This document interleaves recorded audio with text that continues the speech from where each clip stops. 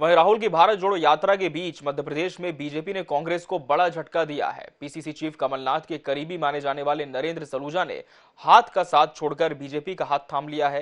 हालांकि कांग्रेस उन्हें पहले ही पार्टी से निकाल दिए जाने का हवाला दे रही है। राहुल गांधी की भारत जोड़ो यात्रा के बीच भाजपा ने कांग्रेस में एक बार और सेंध लगा दी है।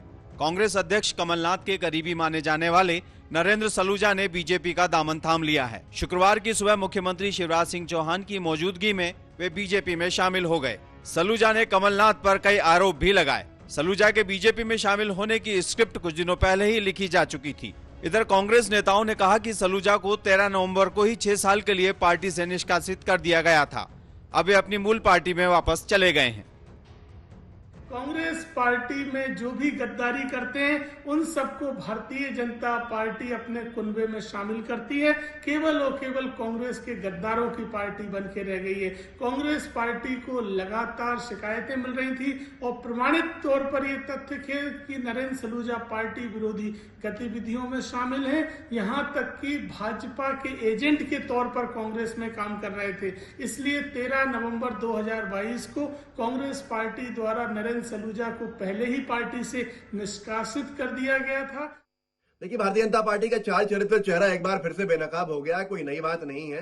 बार बार बीजेपी राजनीति के अंदर इस तरह की कृत्य करती रहती है, क्योंकि बीजेपी की खुद की जो छवि है वो तो खराब होती जा रही है, साख बची नहीं है। 2 महीने पहले नरेंद्र सलूजा जी के खिलाफ एक FIR दर्ज करी थी जो क्राइम ब्रांच है ग्वालियर का। उसने बार बार क्राइम ब्रांच तलब कर रहा था, नरेंद्र सलूजा जी जा नहीं रहे थे। शायद उनको डर लग रहा था। अब डर के आगे शायद उन्होंने घुटने टेक दिए होंगे और बीजेपी का दामन थाम लिया। सलूजा ने सीएम हाउस पहुंचकर भाजपा ज्वाइन की तो वहां सीएम चौहान के अलावा वन मंत्री विजय शाह और मीडिया प्रभारी लोकेंद्र पाराशर भी मौजूद थे। उधर बीजेपी में आने के बाद सलूजा ने अपनी ट्विटर फोटो को भी चेंज कर दिया। सलूजा के भाजपा में आने के बाद सीएम शिवराज के साथ गृह मंत्री नरोत्तम मिश्रा ने भी कहा कि भाजपा में हम सलूजा का स्वागत करते हैं।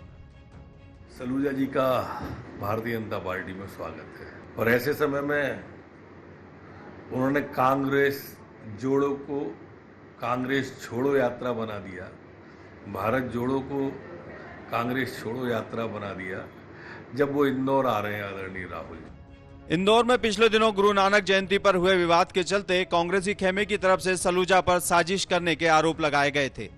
सूत्रों की माने तो इसके बाद कमलनाथ ने सलूजा को पीसीसी कार्यालय आने से मना कर दिया था।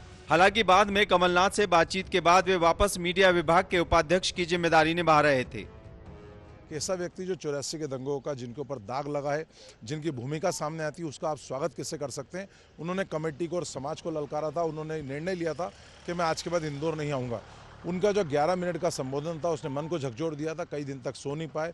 उसके बाद विश्व भर के पंजाब, अमृतसर, विश्व भर के कई सिख नेताओं के बयान सामने आए जिन्होंने दिल्ली के रकाबगंज में हुई घटना और कमलनाथ जी का उसमें जो दोष है, जो उनकी उपस्थिति, उसका जिक्र किया और 84 के दंगों को उनको दोषी बताया। उसी दिन मन ने निर्णय ले लिया था। सलूजा के भाजपा में शामिल होने से पार्टी के नेता तो खुश हैं, वहीं कांग्रेसी खिन्न होते हुए नरेंद्र सलूजा को गद्दार कहने से भी नहीं चूक रहे हैं। अब देखना यह होगा कि सलूजा का कांग्रेस की एवज में भाजपा में कितना कद बढ़ता है। INH 24/7 के लिए भोपाल से प्रिंस गुप्ता की रिपोर्ट।